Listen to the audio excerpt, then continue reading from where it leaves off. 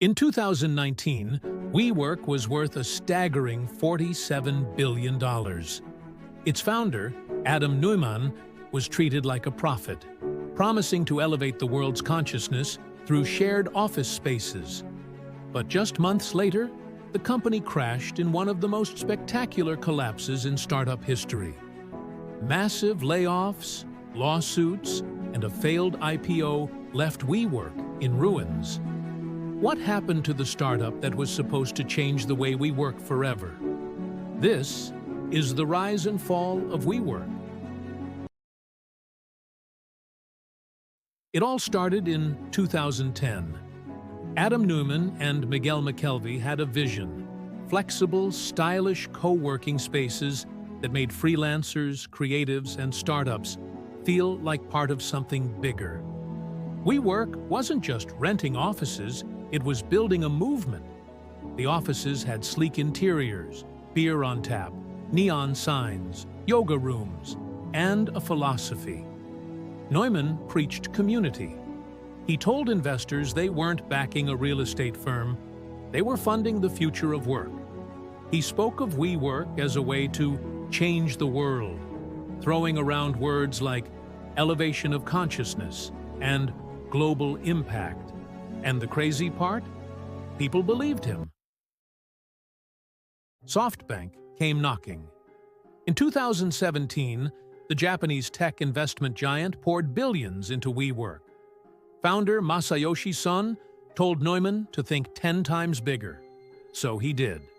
WeWork exploded, opening hundreds of locations globally, launching side ventures like WeLive, shared apartments, WeGrow, a private school, and even talking about building communities on Mars. At its peak, WeWork was in 29 countries, had over 12,000 employees, and was valued higher than Airbnb, Spotify, or SpaceX. There was just one problem.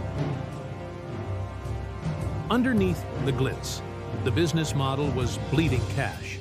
WeWork would lease long-term office space, then sublet it short-term, betting that demand would always stay high. But leases were fixed. Members? Not so much. In 2018 alone, WeWork lost $1.9 billion. And Adam Neumann? He was living like a rock star. He sold personal stock before the IPO.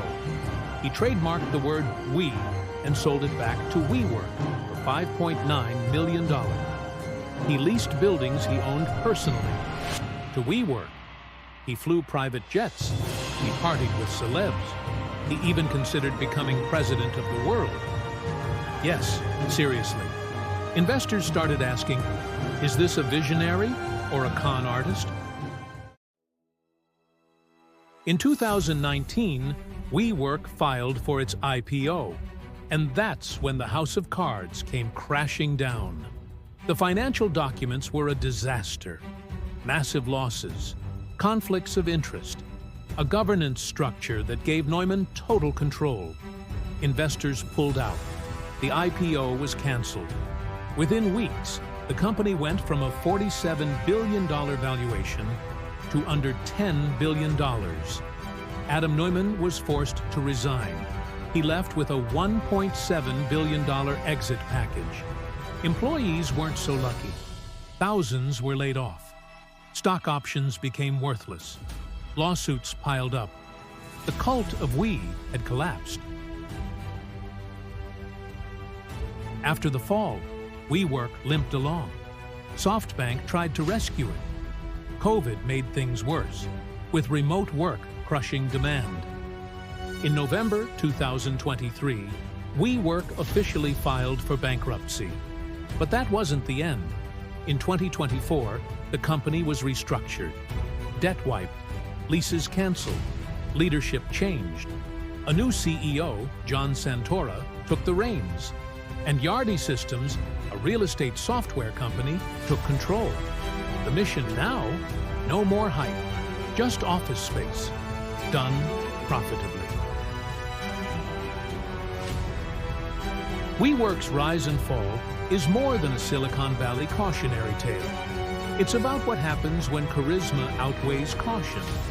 when vision blinds due diligence, when investors chase unicorns without looking at the fundamentals. WeWork pretended to be a tech company, but at the end of the day, it was renting desks. Hype is not a business model, and even the biggest dreams need a solid foundation.